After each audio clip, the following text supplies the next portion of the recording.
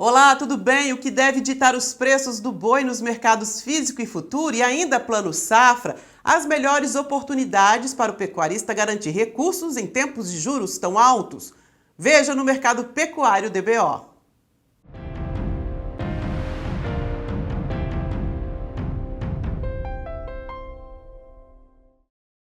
As cotações no mercado físico travaram em praticamente todas as praças. Como o consumo interno é tradicionalmente mais fraco na segunda quinzena do mês, não dá para esperar um aumento significativo no preço do boi ainda em julho.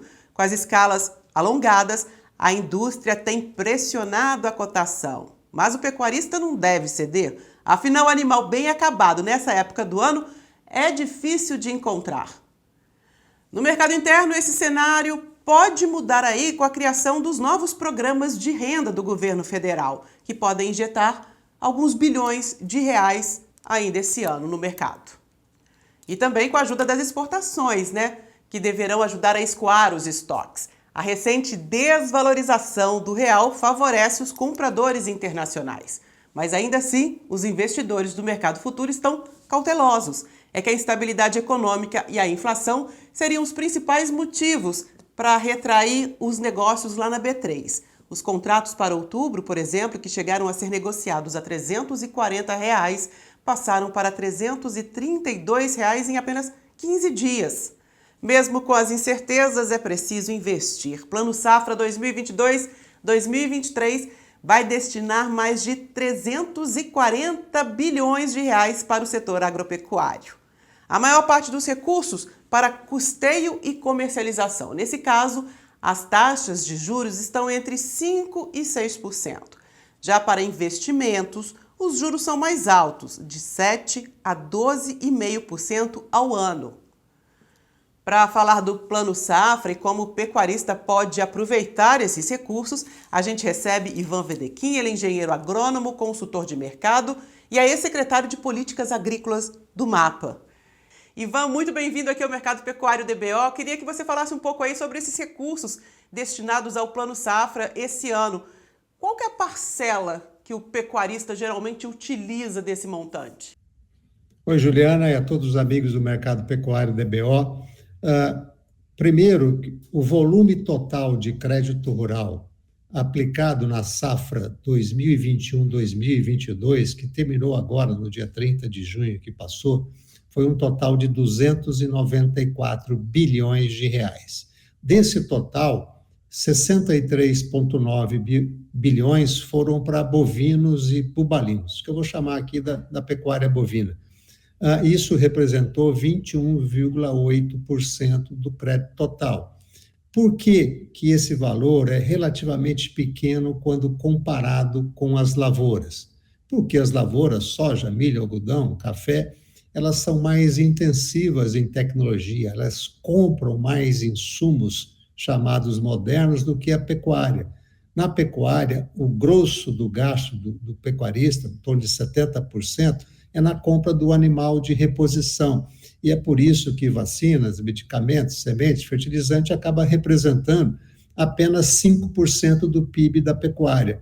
Isso faz com que a pecuária seja menos tomadora de recursos de crédito rural. Boa parte da compra de animais vem com recursos próprios dos pecuaristas. Então, o grosso do crédito que vai para a pecuária vai para o custeio da produção, Juliana.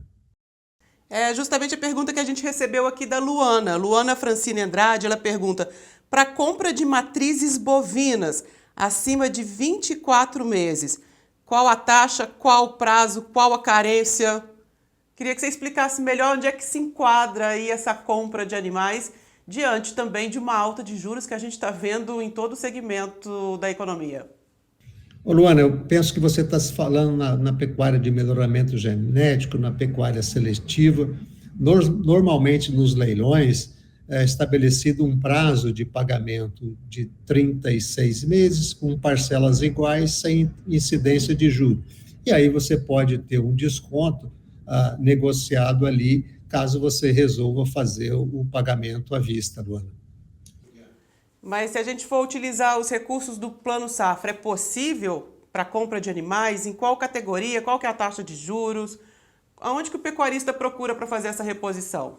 Olha, o investimento para troca de animais, de reposição, por exemplo, comprar boi magro, não é muito prioridade do crédito rural, porque o volume de recursos é limitado.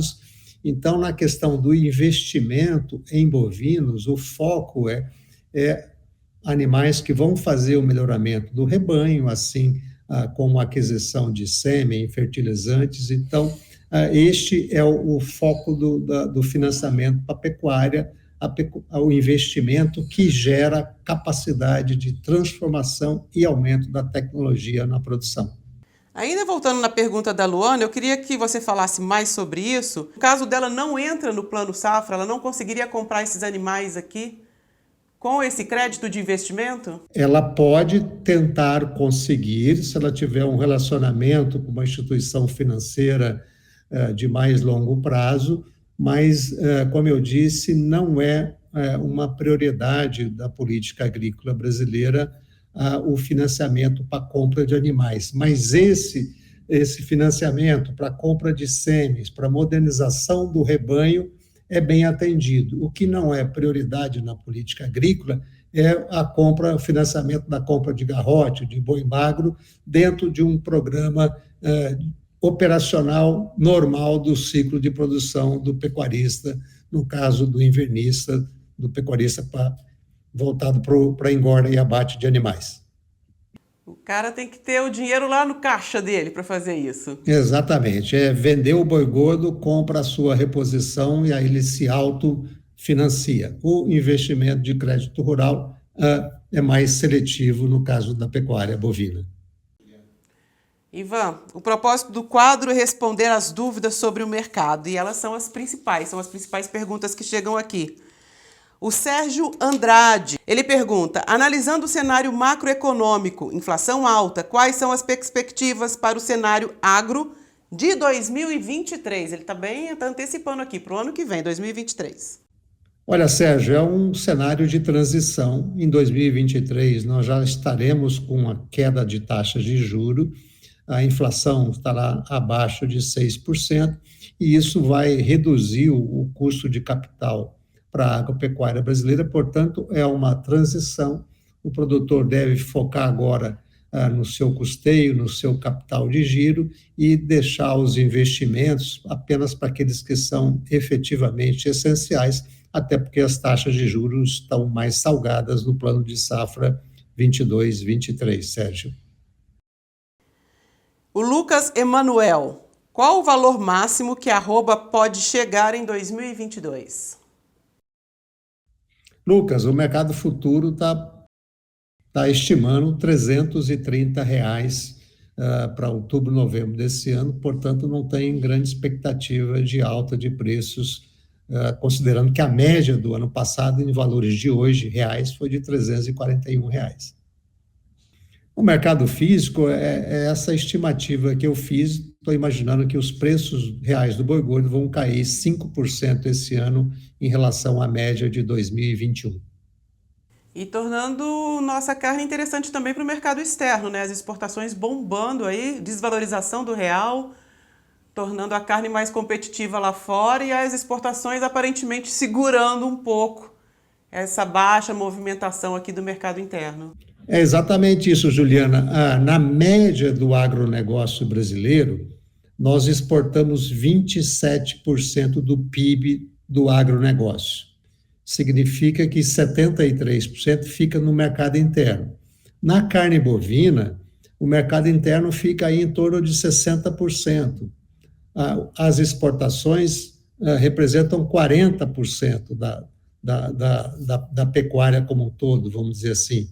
Então, a pecuária ficou muito maior do ponto de vista das exportações, e mesmo que nós estejamos vivendo aí uma expectativa de diminuição da atividade econômica no mundo, especialmente dos países ricos e também na China, nós temos essa garantia, segurança de que temos uma demanda externa que é o fator principal dessa pressão de compra da carne brasileira que nós tivemos nos últimos anos e que levou o preço do boi para o maior nível de preços da história após o Plano Real de 1994, Juliana. Ivan, e no mercado do boi, sobe em julho na B3? É o Arthur que está perguntando. A gente vai ver uma reação aí no mercado futuro ainda esse mês? Olha, essa pergunta é muito difícil, Arthur, mas o mercado futuro está na faixa de R$ 323,75 para o final de julho. Então, portanto, não tem muita diferença em relação aos preços atuais. O mercado de boi não mostra grandes sinais de volatilidade, a não ser que ocorra um fato inesperado, como foi no ano passado, quando a China brecou as exportações e foi aquele atropelo, aquele mergulho dos preços do boi. Então, em condições normais, não vejo aí grandes terremotos ou grande acidez ou volatilidade dos preços do boi no mercado interno. Oi, Ivan, o que explica então essa redução do mercado futuro? Há 15 dias atrás, o boi, os contratos para outubro sendo negociados a 340, em 15 dias já caiu aí para casa dos 323. A gente está entrando no segundo semestre, que tem eleições, tem Copa do Mundo, tem uma expectativa de aumento do consumo no mercado interno. Por que esse mercado futuro está tão cauteloso e pisando no freio assim? Olha, Juliano, no geral, além dos fatos internos de cada um desses mercados, os mercados de commodities reagem às mudanças do humor da economia mundial. E, nesse caso, nós temos uma queda dos preços das commodities em Chicago, em Londres, em Nova York, uma queda dos preços das ações aqui no Brasil, das ações, inclusive, das empresas de commodities. Então, está tudo junto e misturado.